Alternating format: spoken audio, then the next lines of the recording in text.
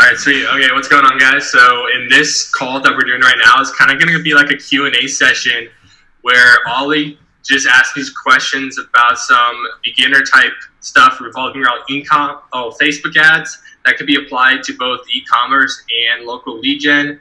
I'm going to try to answer these questions so that could be more like broad scope. So it doesn't really tailor to one specific niche, but you can apply the same concepts to any different industry you guys are running Facebook ads for, or just had questions about Facebook ads in regarding to specific industry. Just take what I have and kind of mold it towards who you're working with, what industry you're working with, because these concepts are going to be applicable for pretty much every industry. So just like I said, Ollie's going to ask a few questions and let's just get rolling pretty much. Sick, cool. So yeah, like some of the really basic stuff that I sort of go about is for someone that's not even ever run any sort of, I've run Facebook ads, but all under sort of the one business manager. Now, in your sort of view, is it best to have like your one business manager and then you get the individual companies within that one business manager, or you have a separate one for each company that you work with? Yeah, definitely. So for my specific agency, and if you guys work with a ton of clients or just multiple clients, it's best that you have a business manager for your individual agency or company, and then you get access to the ad accounts and pages of your clients through that business manager. And it's just going to make it a ton more like organized for you, rather than having a ton of access. Just to pull you as well, like, I hope this is, because this is what I wanted to sort of get out of it, is can you just explain like the fact that because this is one thing that people have asked me as well, and I'm like, I ain't got a clue. Yeah. So like the business manager, you have the business manager, you have their accounts within it, but then you have different ad accounts, which is what differs from each individual one, right? Correct. Yeah. So each client that you bring on or each business that you bring on is going to have a separate ad account for that business, a separate Facebook pixel attached to their website, and then it's going to have their separate business page so that you can actually run ads through their Facebook page and then the Instagram connected to that page. Okay.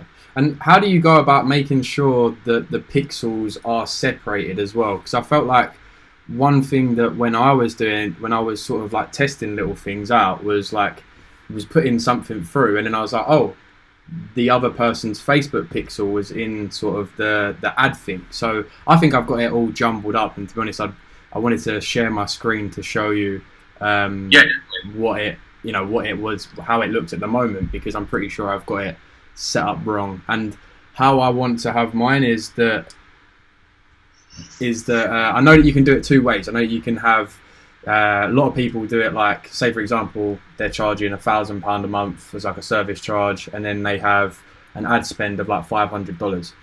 I know some people obviously do get paid just the £1,000, and then they put the business's credit card details through Facebook. The way I want to do it is where they pay you the whole sum, and then you put your credit card details into it. So by doing that, do you still run it the exact same way, and then you just put your own credit card details in, or do you need to do it in a separate sort of way, if that makes sense? If you want to connect your own credit card to run ads for clients, is that because you want to gain like rewards points and stuff with your credit card? Okay, are you not doing that? No, because I deal with like very large sums of money. Yeah. Credit limit's not that high. So. I feel like I mean, like that's what I'm saying from like a newbie's point of view, and they're just running. Say for example, you've got 5 or 6 clients, and they're all paying you £500 ad spend or something like that. Then it would be beneficial. Whereas like for you, like I don't think you'd be like okay, just transfer me the 100k and I'll see you tomorrow. Pretty much. What I would do in that situation, since it is going to be like a lower amount, I would create a separate ad account for each of the clients that you bring on, and then I would have your credit card attached to your business manager, and then you can assign that credit card to each of the ad accounts within your business manager if they're created from yourself. Like if you got access to a separate client ad account that's under their business manager. I don't believe you'll be able to add your credit card to that, but you will be able to add your credit card if you are the one that actually creates that ad account. You would just need to gain access to their Facebook business page and Instagram so you can run ads to their like website, Facebook account, stuff like that as them. That would be the best way is, just to recap, have your credit card at the business manager level. That way it's a lot easier for you to assign that same credit card to multiple different ad accounts for like if you had multiple different clients. Okay, cool. And when it comes to like running sort of like basic Facebook ads, you know, you said you obviously do a lot of like the e-commerce stuff. What would be your best sort of like approach to go on like a lead generation sort of basis? Yeah, for like lead gen basis, one of the biggest driver, especially when you're dealing with local lead gen, is you need to have a really great offer that's going to set you apart from the competition in that area, and that's actually going to incentivize someone to click on your ad, give them their information to you so that you can follow up with them and potentially sign them on as like a customer or get them in scheduling appointments, whatever the type of business is. So having a really great offer, like for a gym, that could be like a free trial, a free class, a free group session. Hair salon could be 50% off your first haircut, or even a free haircut, something that like kind of stings for like the business owner, in a way that it's just a super good offer that no one can resist, but the business owner is taking a little bit of hit on the front end. But if they have a great product, a great service, then the lifetime value of a customer is going to play into a part with that so that they're profitable long term, because the hardest thing to do is getting that person through the door. But once they're through the door, it's then up to that business to have a great customer service, have a great service, great product to get them coming back and purchasing like month after month or whatever that life cycle is for that client. Wicked. Cool. No, that's great. So in sort of like your sort of point of view, what works the best in terms of sort of like the ad itself? You know, is it sort of like a single image, the carousels, or like the videos? I told you this is going to be like basic stuff, but yeah, definitely. I mean, this stuff's really important too, because if you don't, the basic stuff's the foundations. If you don't understand the foundations, you can't really expect to grow a business to whatever you expect to grow it to. Yeah. So for the type of creative, and that's like the type of video, image, or carousel, having the multiple images, that's really going to come down to testing. So what I do in the beginning of starting any new ad account, I'm testing first what images, what videos, or different types of ads are going to convert the best for our target market. And that's really going to come down to like what type of product, what type of service it is. So for video, that's going to be really great for explaining products more in depth and showing it in action. And that's going to be really useful for products and services that need that extra explanation. Images are really great for products and services that don't need a lot of explanation, such as like apparel or, for example, a hair salon. You could probably do really well with image and video for a hair salon. Just for example, a video, you can show what the experience would be like actually getting a haircut at that location, or just a simple image of someone having beautiful hair, maybe having one of the hair salon people in the background, stuff like that. So when it comes down to the type of creatives that are going to work best, that's only going to come down to testing. You want to make sure with like any types of Facebook ads that you run, you're constantly testing new different things such as images, ad copy, stuff like that, to really find what works for that individual market, because it's not a one size fits all. You really have to figure out the different pieces for who you're targeting. But once you really get that down, you're going to have a formula that you could replicate and just plug in stuff, and it's going to have a higher chance of succeeding than when you just start in the beginning and testing a lot of different things. Does that make sense? Yeah, sure. So you mentioned testing a lot. Just to Yeah. get like a breakdown of that, what's sort of like your outline for I know obviously it will differ between sort of, you know, client A and client B, but do you have sort of like a general outline when it comes to testing? Yeah, so I'll actually share my screen for this part, Okay, just to kind of show you the tool I use on the Facebook side to actually do the majority of my testing for my clients. So just give me 1 second. Can you see my screen? It's just starting up. Yep, I can see it, yeah. Sweet. So I'm just going to go like randomly into one of these campaigns, and what I do for testing, it's what's Facebook has this tool called Dynamic Creative. This isn't the same as a dynamic product ad where you use the product catalog from a website or like an e-commerce store, and it shows the person seeing the ad, but they were looking at the website.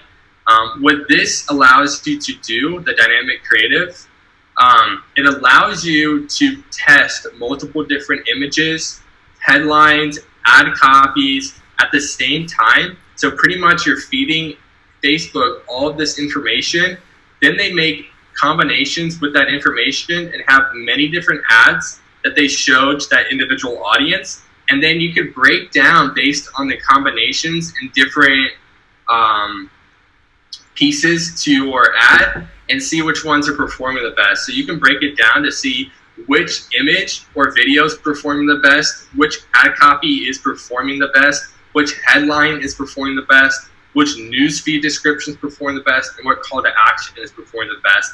And then you can take that information and then form like a high converting combination of all of them, and use that as your basis for your winning ad.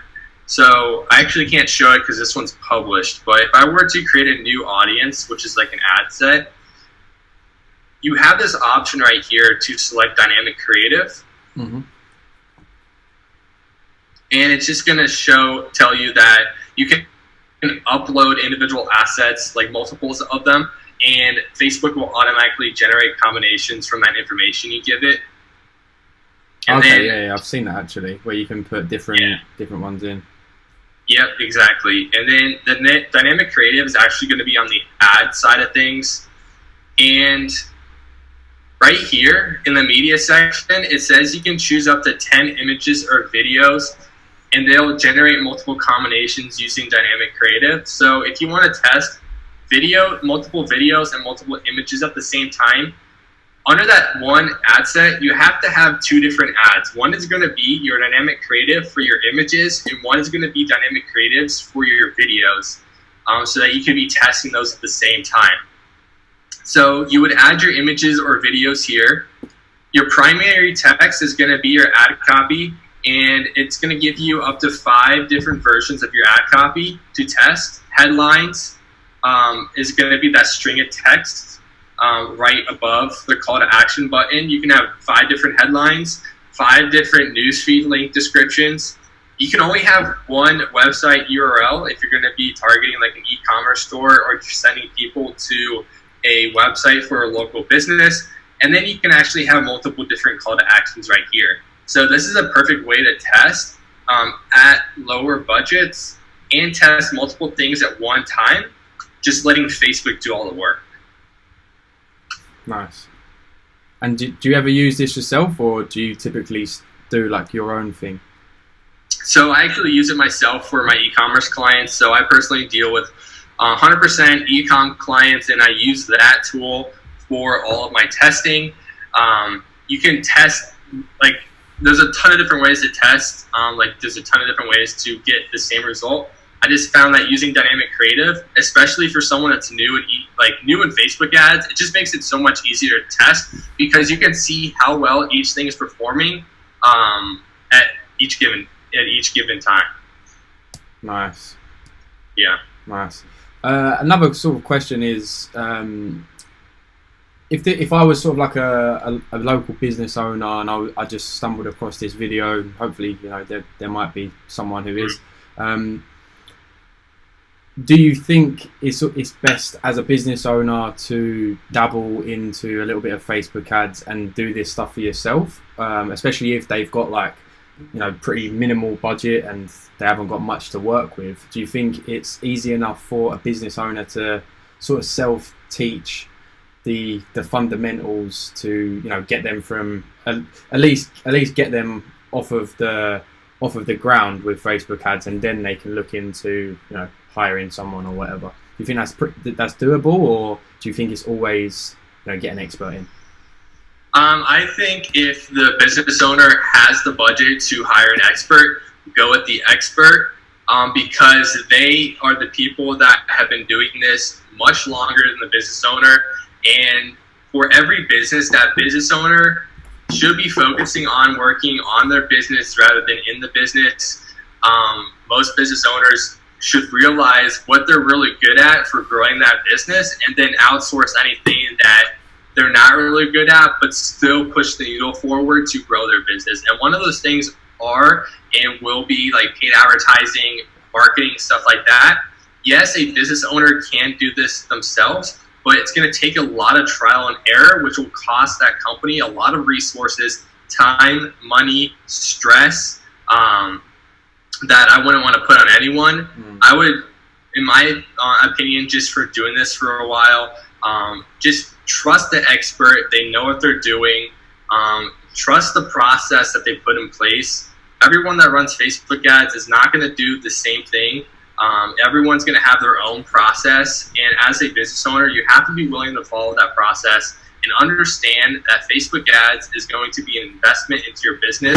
It's not something where you click a button and money starts pouring out of it. You start randomly getting customers in the door. It's going to take time. It's going to take testing. That's what marketing is about. Marketing is not push a button money. Marketing is testing.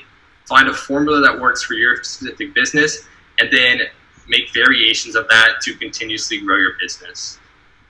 Nice. So how do you sort of work with the, obviously you said about like the pressures of having big sort of budgets and stuff like that. Yeah. How do you personally deal with that sort of stress on your shoulders, especially like when you're testing? Is there times where you start something and you're like, shit, like I don't know what's going to go on here, sort of thing? And yeah, how's the stress sort of with dealing with those higher budgets? Yeah, as you start dabbling more into higher budgets, whether that be like 4 figures, 5 figures, even like 6 figures a month in ad spend. There's even agencies out there that deal with millions of dollars in ad spend a month. I'm not at that level yet. Eventually I will be. But you tend to get used to it, because as you start getting to higher levels of ad spend, it starts to normalize, and anything below that just seems too little. Like, I rarely take on clients anymore that spend less than $10,000 in ad spend, because like my normalization is at like the $30,000 to $50,000 range, and I feel like at $10,000 range it's just not worth it for the business. Where in reality it is worth it. Just as you start scaling your business, start dealing with more and more money, you start realizing what strategies work at each tier. Yeah. And where was I going with this? Completely lost my train of thought. Like not taking people on that don't do at least 10K. Yeah. So, what I was gonna say based on that, especially when it comes to stress, you really have to take the emotion out of running the ads and fuel your decisions based on the data that you're buying. Because Facebook ads is a very data-driven process. It's going to be an emotional process in the way that you have to really realize that whatever ads you're putting out, there's a human on the other side of the screen that's going to be seeing that ad. Yes, the data is going to be very important to making decisions to grow your business, but you also have to realize that whatever you put out there, a human is reading that, and they're going to read it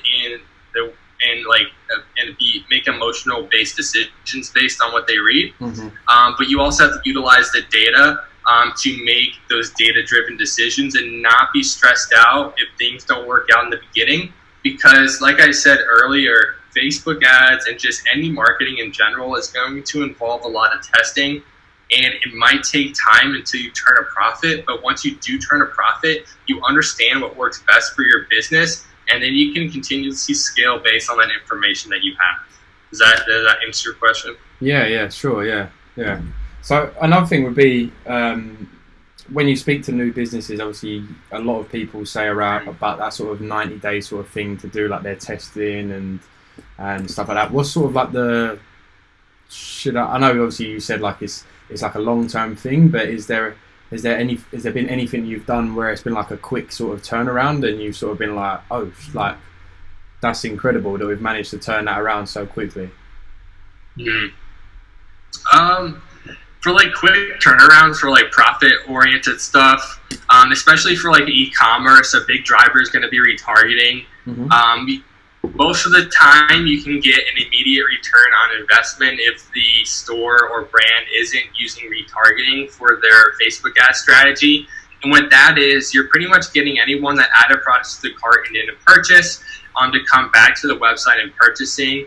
That's going to be the main form of retargeting, is retargeting abandoned carts. There's a ton of more audiences that you can retarget, such as Instagram followers, Facebook followers, viewed the product but didn't purchase, stuff like that. You can go more in depth, but usually retargeting is going to have a immediate return on investment most of the time, and that's the way you can see that immediate kind of results.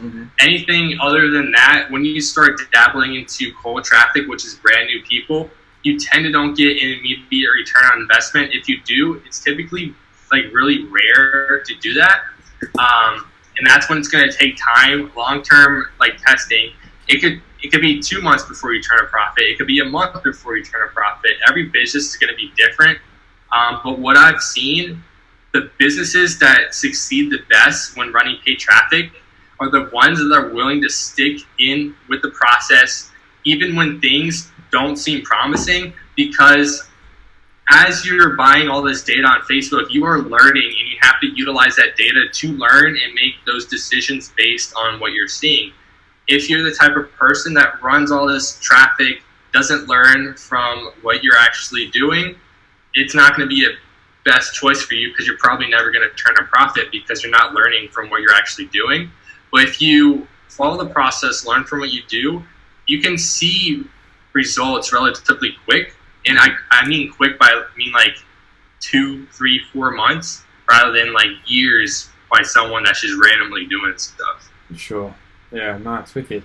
Cool. So, I mean, that's all good in terms of like the actual Facebook side. I just wanted to ask you a couple of questions in terms of sort of like the back, outside of Facebook, for someone that was just sort of getting into this.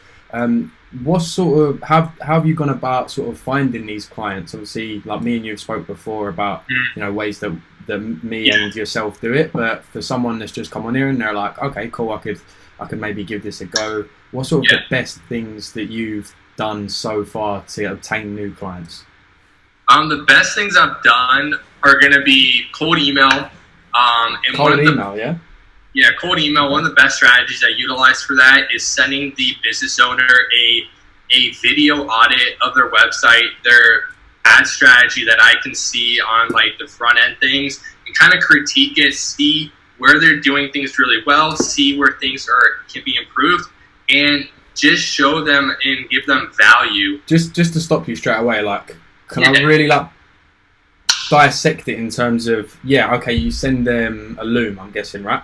So you send them a Loom, but is that, I'm guessing that's not the first thing you send to them. Like, what's your literally like your dip your toe in the pool sort of approach? Like, do you go in completely cold and send them a Loom, or do you sort of break the ice with them first and then send them a Loom? Are you very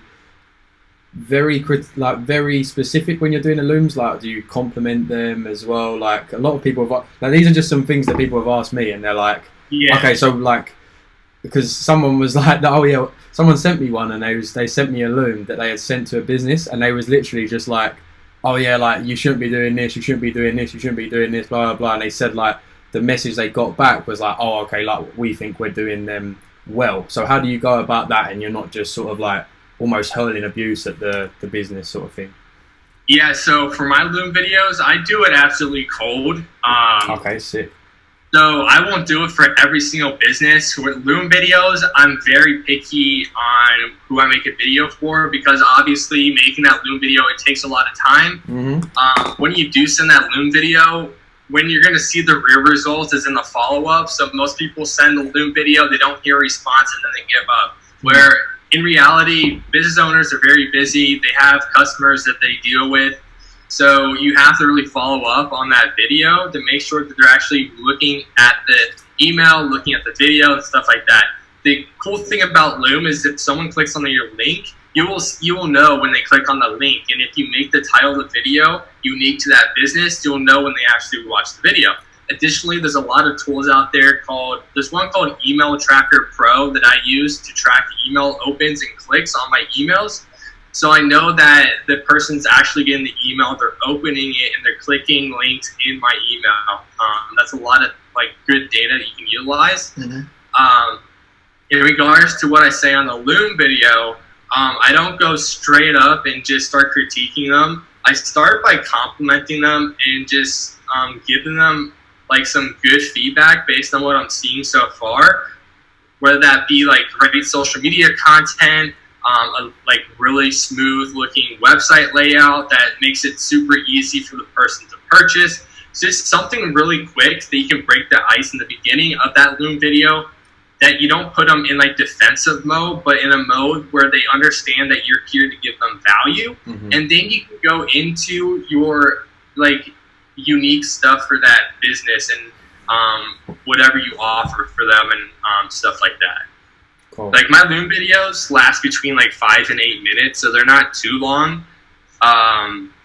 You just want to give them enough value so that they seem interested and they know that you're there to help their business rather than just trying to take their money. And you just send those via cold emails? Yeah, just via cold email. Like I said, I'm very picky on what businesses actually. I'm guessing you actually qualify them first as well, right? Yeah. And I use a variety of different tools for that. But yeah, just cold, no messaging them on Instagram, Facebook, no sending an initial email and asking them if they want it. Most of the time they're going to say yes, but they're never going to be serious about watching it or taking it serious about what you have to offer. Sure. So I just send it cold, and then I use the follow-ups to really make that connections powerful. And just because I know a lot of people use different things and stuff like that, do you use anything to actually track that sort of outreach as well? If I'm sending it directly through Gmail, I use it's a Chrome extension called Email Tracker Pro. So that tracks the opens of that email. And then if I'm sending more automated batches where I don't use a Loom video, where I have a template that I use Mailshake to do automated emails and follow-up sequences. And that Mailshake actually tracks the opens as well for you. Okay, nice. Cool. Wicked. So I think we'll leave it there in terms of the basic stuff, and then we can always jump on and hit some more in-depth topics at a later date. Yeah. Sure. Cool. Yeah, definitely. Yeah, I just wanted to say, if whoever watches this recording, if they have any more in-depth questions where they want an actual video explanation, I'm down to do that. Leave it down in the comments, because I know Ollie's going to post this on his YouTube channel. Yeah. If you're watching this, you're probably watching this on my channel, so post down below in the comment section if there's some more detailed stuff you want to learn about, because I'm happy to answer any questions, give more detailed explanations. But this was kind of just the tip of the iceberg type of stuff. Yeah. This is just sort of to get it out there. But no, definitely, you've got a lot of value that you could provide. So definitely think I'll obviously leave your link below as well. And just try and help as many people out as we can.